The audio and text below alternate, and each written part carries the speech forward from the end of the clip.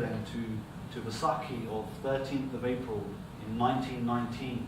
Some of you may know that was the Jallianwala Bagh incident, where thousands of people were killed and wounded and injured, and this was a big deal. And Bhagat Singh was in Lahore at the time, so at the age of 12 years old, he travelled from Lahore to Amritsar. He was 12 years old, yes. Instead of going to school, he went to Jallianwala Bagh. He took bus from Lahore and went there and took some soil which was all red with the blood and put it in a bottle, brought it home, and he has been putting flowers around it for so many days. That's what my Buaji told me. And that was the spirit at that time. So it must have touched him quite deeply. Oh yes, and he felt really sad. That night he wouldn't eat anything. He said, "I'm not hungry. Look, see at this soil how many people have been killed in Amritsar." For someone that's just 12 years old to have such passion for his country, where they were brutally slaughtered, inhumane at quite some degree. So then Bhagat Singh was growing up little, and between 1920 and 1922 was the non-cooperation movement that Mahatma Gandhi launched at the time. Yes. Through our discussions, you've said that Bhagat Singh was disillusioned by Mahatma Gandhi in 1921. Yes, because he had withdrawn the movement. So Bhagat Singh was very disillusioned, and he started thinking, are we fighting for violence and non-violence or something else? Our aim is freedom for the country, not violence and non-violence. Whatever way we can get the freedom is the most important thing. So from then on, he started thinking on those lines, and then he left school at when he was in 9th class, and then he joined National College Lahore, which was for all the patriots and nationalist people, opened by Lala Lajpat Rai. He joined that college in first year. He didn't have to do 9th or 10th class. Straight away he was taken in first year, and he completed his intermediate, which is equivalent to A levels, in National College Lahore in 1923. At this time, 1923, he's completed Faculty of Arts. He's completed his A levels. So he was about 16, 17 years old. Yes, yes. And so his grandmother, Jay Kaur, yes, she wanted him to get married at this time. Yes. What were his thoughts about marriage? How did he feel? But he had already decided not to get married because, as I said, he had two aunts at home. He had already seen them how two ladies were suffering at home right from his childhood. They used to cry and they used to ask, "Did you get any letter from your Chacha ji?" Because in those days, the postman used to leave all the letters in the school, not to take every home. So every day Chachi used to ask, "Did you get any letter from your Chacha ji?" And he said no. He would say no. And then she will cry. And the other Chachi used to cry most of the time because she had become widow. They were only in their 20s, both of them. So Bhagat Singh had seen all the suffering, and he didn't want the third one in the house like that. So he had already decided not to marry. And when Bhagat Singh was very young, Bhagat Singh had an elder brother. His name was Jagat Singh. So his grandfather had their Janau Sanskar, which is Hindus do it, and at a very early age. And he had said that I am giving both my grandsons for the sake of country.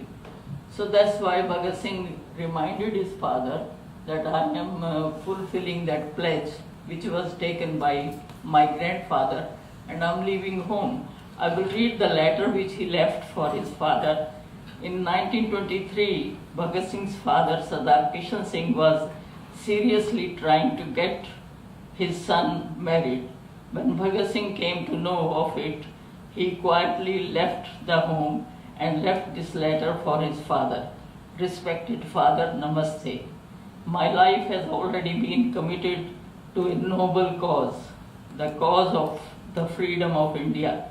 For that reason, comforts and worldly desires have no attraction in my life. You must be remembering that at the time of my sacred thread ceremony, when I was quite young, Bapuji, grandfather in bracket, had declared that I was being pledged for the service of the country.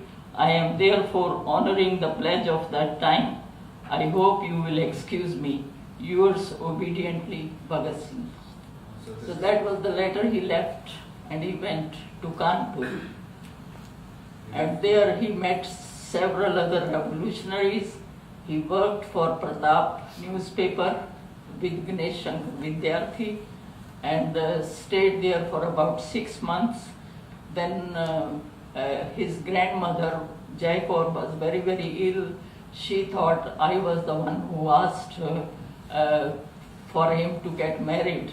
And because of me, he had to leave home. So she was very ill.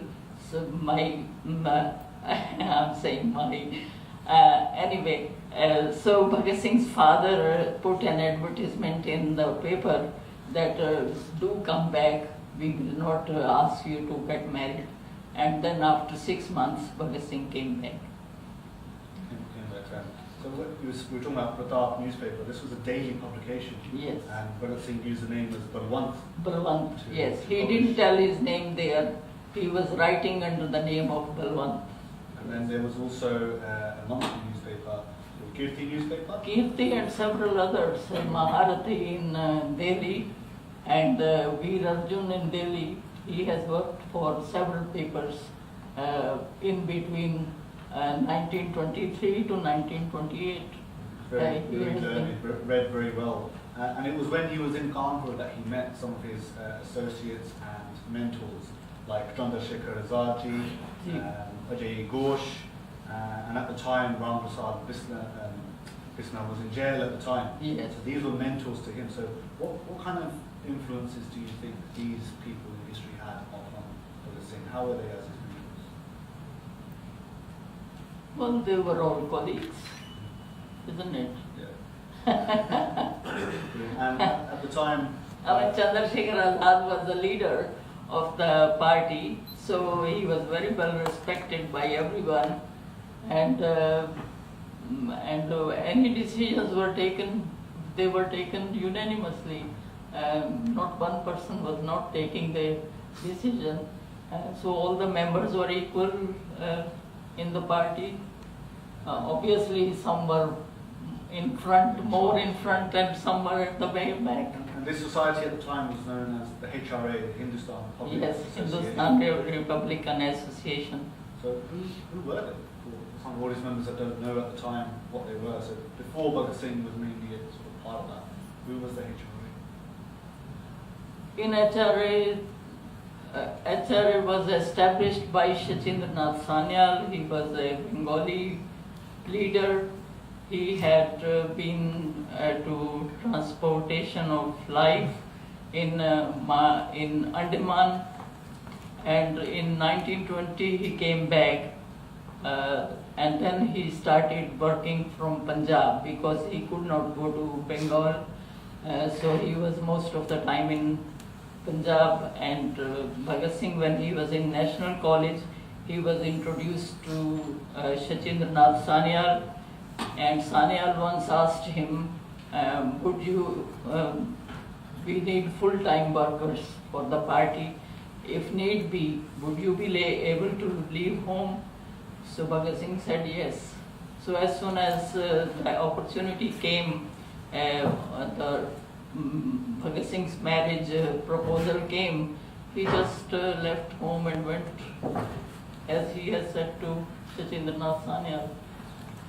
And this is where he met two of his greatest colleagues that people know of today, Sukhdev and Rajguru.